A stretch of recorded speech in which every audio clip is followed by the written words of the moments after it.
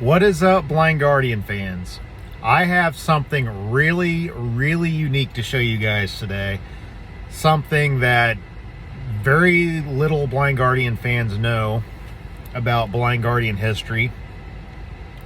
But Blind Guardian actually, well, more so Hansi Kirsch and Andre Olbrich, both produced an EP for a band that it's going to surprise you once you listen to them.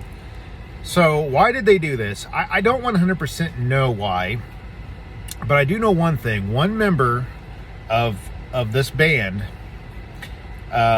played, let's see here, I think he played guitar. Let me see here. Yeah, I think he played guitar for Lucifer's Heritage, which is pre-Blind Guardian. So I guess, he was a friend and they maybe just did him a favor. I don't know. But unfortunately, okay, so this friend is Christoph Thiessen. I don't know how to pronounce it.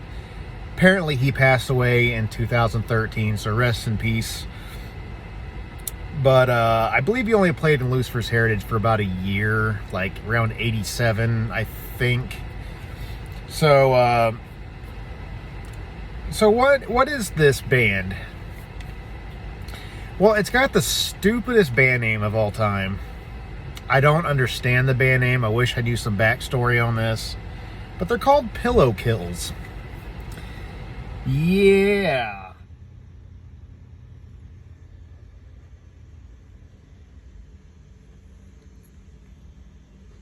What kind of a weird... This is mainly just a compilation of everything they've done. They've really only done a couple of EPs between the span of 90 and 92.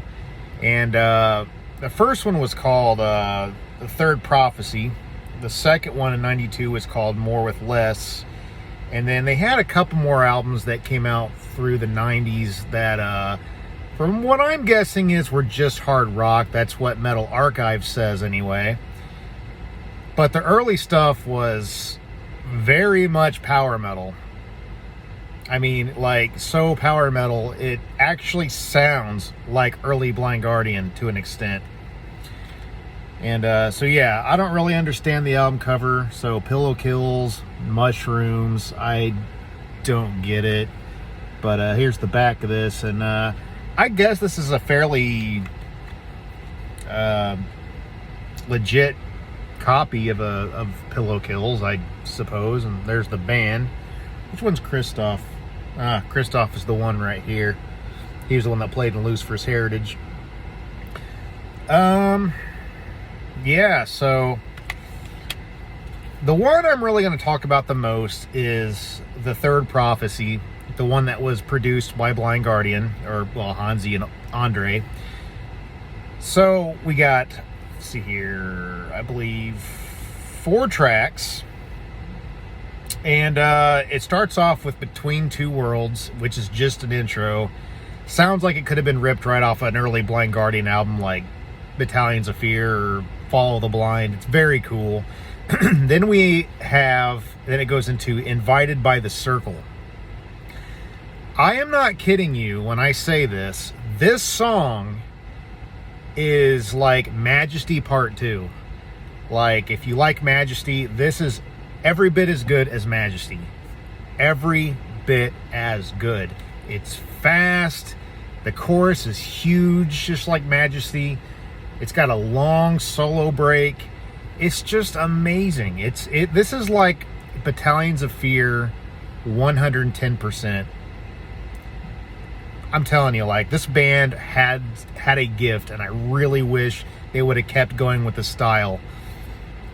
So after that, they have a song called Frozen Desert, which again sounds like it could have came off of like Battalions of Fear. It sounds like Blind Guardian could have wrote this, or could have written this. And then you got Loss of Mankind. Also, same thing. Some fast, furious riffs. Lots of tremolo picking. Big choruses. I think this is amazing. One of the coolest finds in all of heavy metal.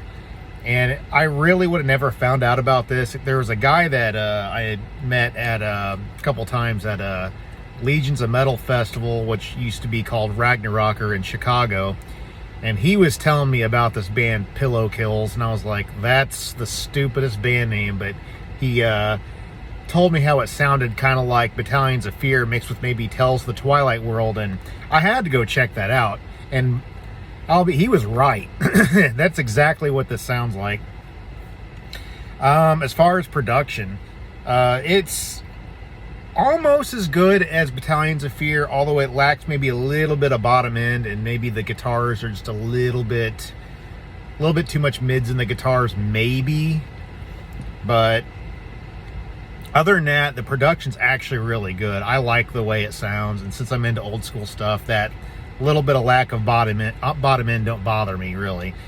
The guitars sound good and tight. The vocals are really good, maybe even better than what Hansi was even capable of at the time. I mean, you know, they come out with Follow the Blind a year earlier, and this guy's got has a lot smoother of a voice. It's more of a clean voice, not a raspy like Hansi. Hansi's got more character as a vocalist, but this guy had a little more of was a little smoother. Now, Hansi, of course, would surpass him by a million times over later on. But, yeah, so just one of the coolest little anomalies in heavy metal history and power metal history. Freaking Pillow Kills. Like I said, I have not really checked out their later stuff, just little bits, and it just didn't sound like quite the thing I would be into. But I could be wrong, but yeah. And of course, I'll talk a little bit about their second EP, More with Less, that came out in '92. It's got not as good of a production as the first EP, but it sounds more demo-like, and the songs are good, not quite as good as the first EP. So I'm not going to go into too much detail, because I've really only I always want to wear out the first 4 tracks of this over and over and over, because they're just that dang good. So yeah, freaking track this down if you can. This is definitely something for a Blind Guardian fan to have in their collection, no doubt about it. Anyway, thanks for watching.